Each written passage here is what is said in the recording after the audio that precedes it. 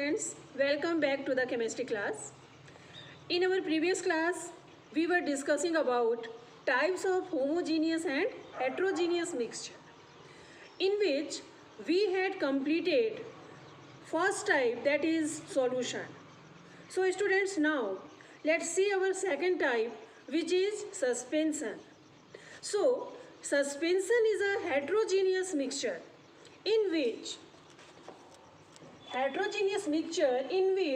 the solute particles do not dissolve uniformly but remain suspended throughout the bulk of medium.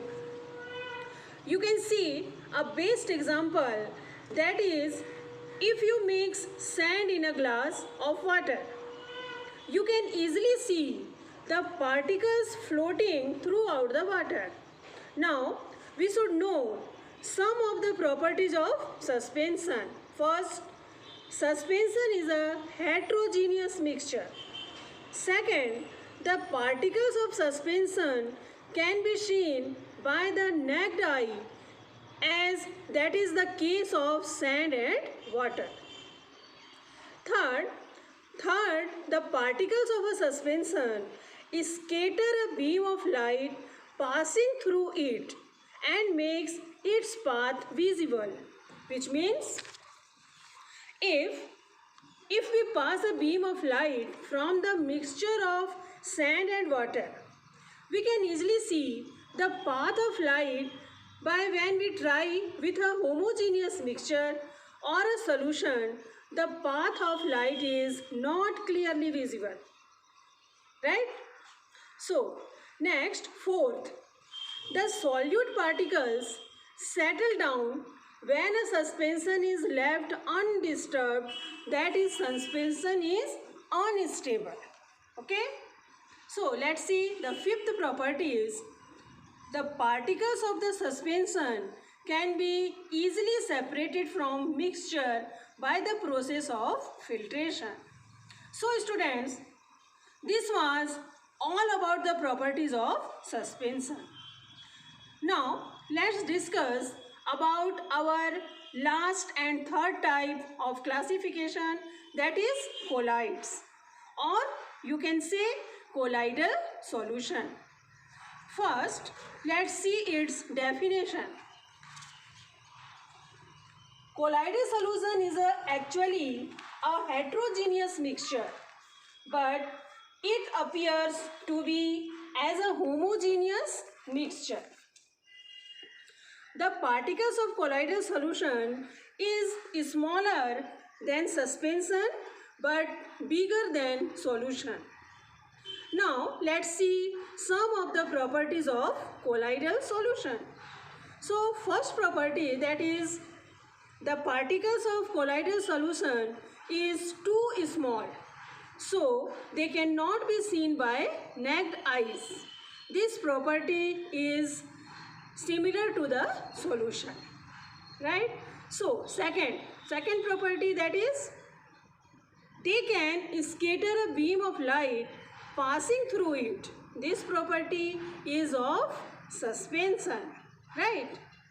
So now let's see the third property, that is, the particles of colloidal solution do not settle down when left undisturbed, which means colloidal solution is a stable solution. This property also is of solution, right? So the fourth properties, they cannot be separated from mixture by the process of filtration.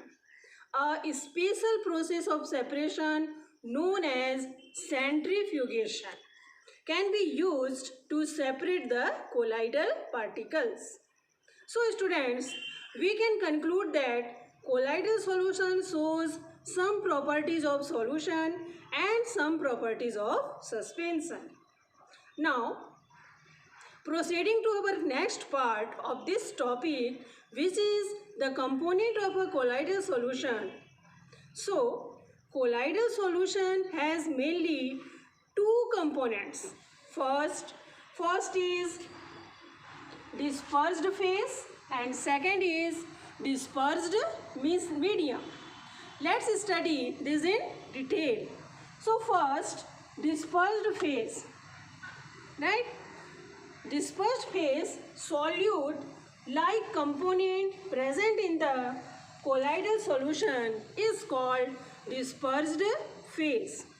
Okay? Whereas dispersed medium, the medium in which the dispersed is distributed